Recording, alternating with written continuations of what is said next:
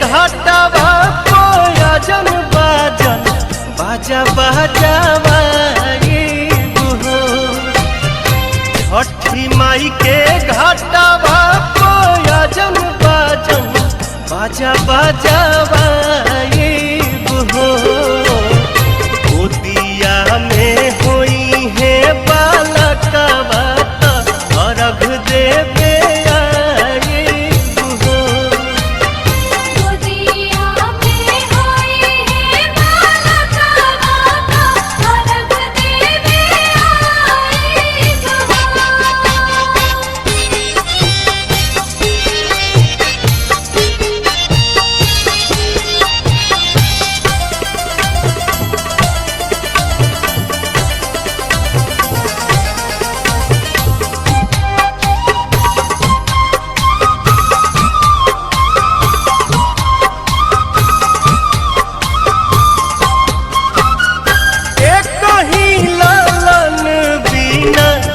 छने मनवा सुन सहन लागे हमरो घरवा अंगनवा।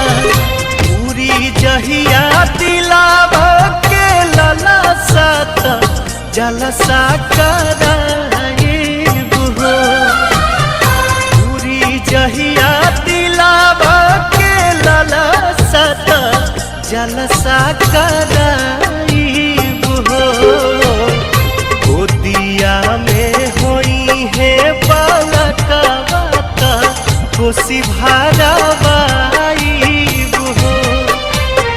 गोदिया में होई है बालकवा अर्घ देवे आइब हो।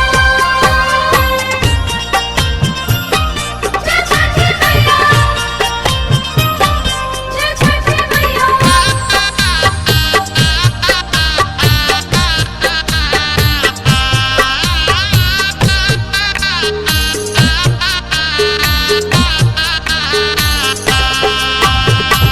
मनवा में आस लेके रोवेले बझनिया।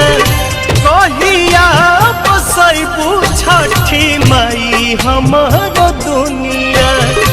ऐसन सुनर फल पाइब त सूरज गोहराइब हो। ऐसन सुनर फल पाइब त सूरज गोहराइब हो। अरुण पवन के बोलाइब गीतिया गवाइब हो। गोदिया में होई है बालकवा अर्घ देवे आइब हो। छठी माई के घाटवा कोयजन बाजन बाजा बजावाइब हो। छठी माई के घाटवा कोयजन बाजन बाजा बजावा